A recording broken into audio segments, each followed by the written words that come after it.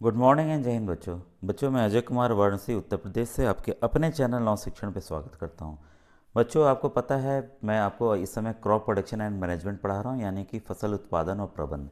और ये आपको मैं यशस्वी योजना, प्रधानमंत्री यशस्वी योजना तथा श्रेष्ठ स्कीम जो है उसके लिए पढ़ा रहा हूँ। और ये बच्चों दोनों के सेम कोर्स हैं, कंफ्यूज एकदम मत होइएगा। मैंने दोनों के पैटर्न बताए हुए हैं, तो आप वीडियो के प्लेलिस्ट से जाकर श्रेष्ठा और यशस्वी का देख लीजिएगा कि कैसे क्वेश्चंस आ रहे हैं, क्या आ रहे हैं। ठीक है। और दूसरी बात ये कि मैंने इसका व्हाट्सएप ग्रुप बनाया हुआ है, तो जो बच्चे ज्वाइन नहीं किए हैं बेहतर तैयारी के लिए वो ज्वाइन कर लें। तो देखिए आपके सामने आज पहला क्वेश्चन मैं दिखाने जा रहा हूँ। चैप्टर ऑलरेडी पढ़ा चुका हूँ। इसको मैं इंग्लिश हिंदी दोनों में बताऊंगा, इसलिए परेशान मत होइएगा। Which of the following condition is not essential to grow maize, मतलब मक्का उगाने के लिए निम्नलिखित में से कौन सी परिस्थिति अनिवार्य नहीं है। हाई टेम्परेचर यानी कि उच्च तापमान, लो टेम्परेचर यानी कि निम्न तापमान, ह्यूमिडिटी मतलब आर्द्रता, और रेनफॉल मतलब वर्षा। तो बच्चों देखिए जो मक्का है आपको पता है कि मक्का जो है वो खरीफ की फसल है। ठीक है। और ये रेनी सीजन में मतलब वर्षा ऋतु में उगाया जाता है। ठीक है। तो इसके लिए कम तापमान की आवश्यकता होती है। तो इस तरह से आप जान सकते थे कि कैसा यहाँ पर तापमान और किस रीजन में होता है, ये भी मैंने बताया हुआ है वीडियो में। अब देखिए नंबर 2 है, propagation of ginger is generally done using. अब ध्यान दीजिएगा कि जिंजर आखिर है क्या। जिंजर यानी कि अदरक। अदरक के प्रवर्धन में आमतौर से किसे उपयोग किया जाता है। तो पहला है देखिए बीज है, फिर तना है, फिर आपका जड़ है, रूट है, फिर आपकी पत्तियां हैं। तो आपको पता होगा बच्चों कि जिंजर जो अदरक है ज़मीन के अंदर उगाया जाता है, लेकिन ध्यान दीजिएगा वो जड़ नहीं है। वो जड़ नहीं है, वह एक स्टेम है यानी कि तना है। ठीक है। आता है कि याद रखिए, इस शब्द को भी याद रख लेगा, राइजोम। ठीक है। इसी तरह से ये प्रकंद हिंदी में क्या कहेंगे, प्रकंद। प्रकंद मैं लिख दे रहा हूँ। ठीक है। इसको याद कर लीजिएगा। ये भी आता है कि एक जिंजर अदरक क्या है, तो प्रकंद भी ऑप्शन कभी कभी रहता है। और आपके अन्य उदाहरण बता दूं जो कि स्टेम है मतलब कि तना है। आपका आलू हो गया, अदरक हो ही गया, टेपियाको है, एस्पेरागस है, गार्लिक मतलब लहसुन है, और ओनियन, ओनियन यानी कि प्याज है। तो ये इसके उदाहरण है, इसको भी आप याद कर लीजिएगा। अब देखिए तीसरा क्वेश्चन आपके सामने है, which of the following statement is not true for organic manure. देखिए ऐसे ही आएंगे, और ध्यान दीजिएगा कि जब भी नॉट आए तो आप सतर्क हो जाएंगे, क्योंकि यही चीज़ें कंफ्यूज करती हैं। पहला है इसका हिंदी है, जैव जैव खाद के संदर्भ में निम्नलिखित में से कौन सा कथन सही नहीं है। ठीक है। It enhances water holding capacity of soil, ये एकदम सही बात है कि यह मृदा की जल धारिता क्षमता को बढ़ा देती है, ये मैंने बताया हुआ है। It has a balance of all plant nutrients, ये इसके सभी पादप पोषक संतुलित मात्रा में होते हैं। और तीसरा है, it provides humus to soil, यह मृदा को ह्यूमस प्रदान करता है। It improves texture of soil, यह मृदा की बनावट बेहतर हो सकती है। बस इसका बच्चों सही उत्तर है बी आपका, it has a balance of all plant nutrients. सभी न्यूट्रिएंट्स इसमें नहीं पाए जाते हैं। ठीक है। लेकिन बाकी चीज़ें एकदम सत्य है। मैंने आपको बताया था ना कि देखिए इस पे आधारित क्वेश्चंस बनते हैं, और पढ़ाते समय मैंने बताए भी थे, और ये एग्ज़ाम में आ भी रहे हैं और आ सकते हैं बच्चों। ये इंपॉर्टेंट है, आप कभी भी दें। और जो क्लास 8 में बच्चे पढ़ रहे हैं CBSE में, उनके लिए भी ये पूरा काम करेगा। The term use for the process of separation of grains from chaff, इसका मतलब है बच्चों कि अनाज से भूसी यानी कि चोकर को अलग करने की प्रक्रिया के लिए प्रयोग किया जाने वाला शब्द है सीविंग, विनोइंग, थ्रेसिंग या हैंड पिकिंग। यानी कि ये सीविंग है आपका छानना। ठीक है। थ्रेसिंग को थ्रेसिंग ही कहते हैं। विनोइंग है बच्चों फटकना, और हैंड पिकिंग है हाथ से चुनना। तो उसके लिए हम क्या करते हैं, फटकते हैं भाई भूसी को अलग करने के लिए। तो आंसर क्या है, विनोइंग। ठीक है, क्लियर है। Read the sentence given below. ठीक है। अब ये देखिए इस तरह के प्रश्न ही आते हैं, मैं आपको बताना चाहूँगा, अभी दिखा दूंगा कभी। अब पहले चैप्टर पढ़ना जरूरी है बच्चों, शॉर्टकट आपको एकदम मैं ना खुद अपनाता हूँ ना अपनाने देता हूँ।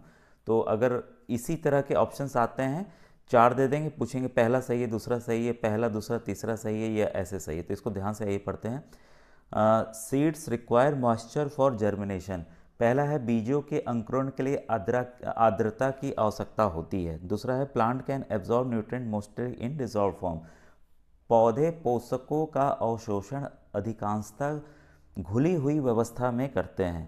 थर्ड है irrigation protects crop from both Frost and hot air currents, सिंचाई करने से फसलें पाले और उष्ण वायु प्रवाहों से बची रहती हैं। और फोर्थ है इरिगेशन इम्प्रूव सॉइल टेक्सचर, यानी कि सिंचाई करने से मृदा बनावट बेहतर हो जाती है। अब ये पूछ रहा है choose the combination of statement which indicates the need to irrigate crop, कथनों के उस समुच्चय को चुनिए जिससे संकेत मिलता है कि फसलों को सिंचाई की क्यों आवश्यकता होती है।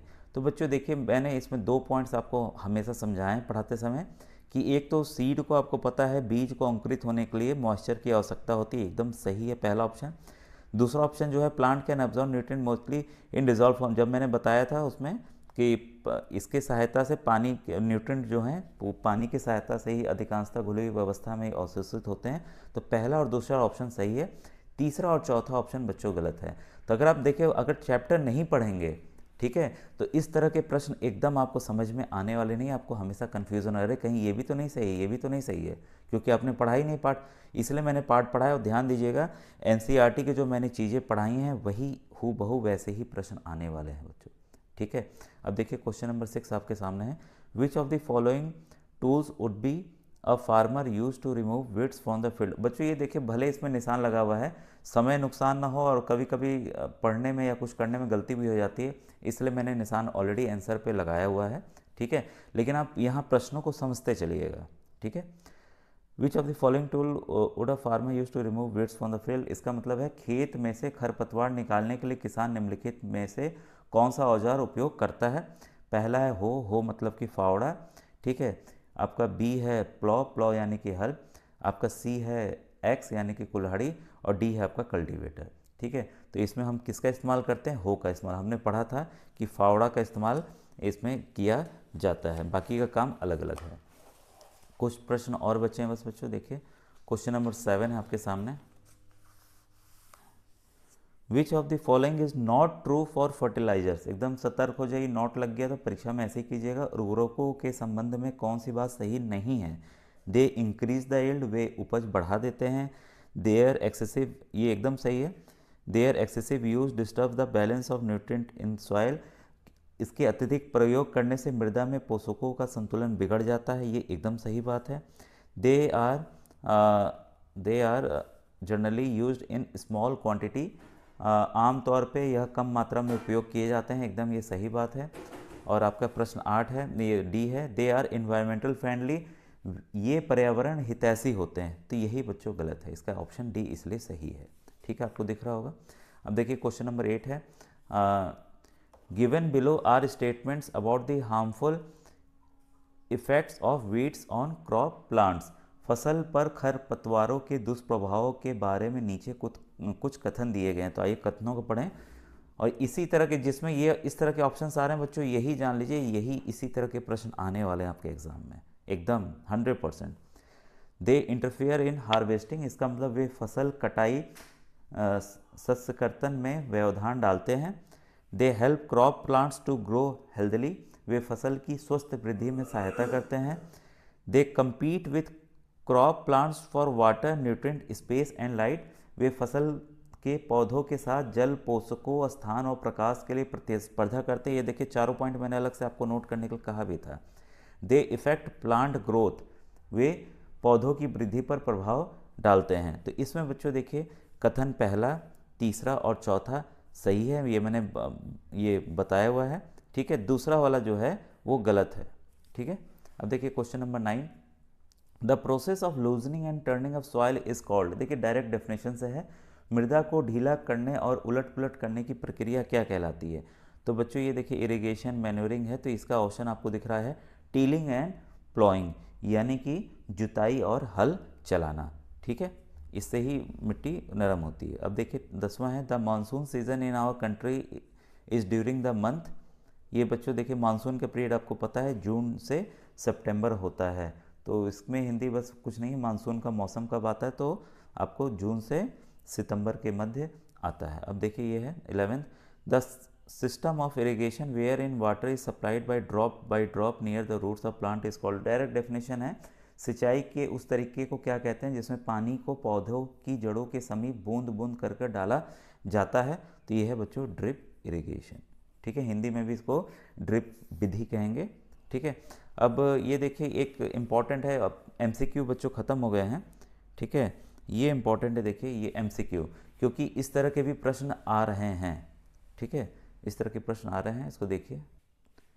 अब बच्चों ये देखिए मिलाना है, सिक्कल यानी कि हंसिया, हंसिया का क्या काम है, हंसिया का काम है कटाई करना यानी कि हार्वेस्टिंग, तो पहला का ऑप्शन क्या हो गया बच्चों, सी हो गया, ठीक है। दूसरा देखिए हो मतलब कि कुदाली, दूसरा जो है वो क्या करेगा, आपका प्लॉइंग करेगा यानी कि जुताई करेगा, तो इसका आंसर क्या हो गया आपका ए। तीसरा जो ऑप्शन है बच्चों वो है आपका स्पीड ड्रिल, ठीक है, स्पीड ड्रिल, इसको हिंदी में स्पीड ड्रिल ही कहेंगे, तो ये बच्चों करेगा आपका सोइंग यानी कि बीज बोना, भाई बीज बोया जाता है उससे, तो इसका हो गया बी। और स्प्रिंकलर, हिंदी में भी स्प्रिंकलर ही कहते हैं, तो चौथा अब बचा आपका डी यानी कि सिंचाई, सिंचाई करना, ठीक है। तो ये इंपॉर्टेंट था, इसको आपने नोट डाउन कर लिया होगा। तो आज का बच्चों वीडियो कैसा लगा ज़रूर बताइएगा। अगर आपको आगे के प्रश्न भी देखिए कराने हैं, काफ़ी अच्छे अच्छे प्रश्न हैं, ये देखिए नेक्स्ट चैप्टर है, ये काफ़ी इंपॉर्टेंट है, इससे आता ही आता है माइक्रोस, फ्रेंड्स एंड फ्रो, तो हर एक चैप्टर का बच्चों मैं आपको करा दूंगा, और चित्र आधारित भी आते हैं, ठीक है, काफ़ी चैप्टर्स हैं इंपॉर्टेंट, ठीक है। अब मिलते हैं हम लोग नेक्स्ट वीडियो में। Thank you very much.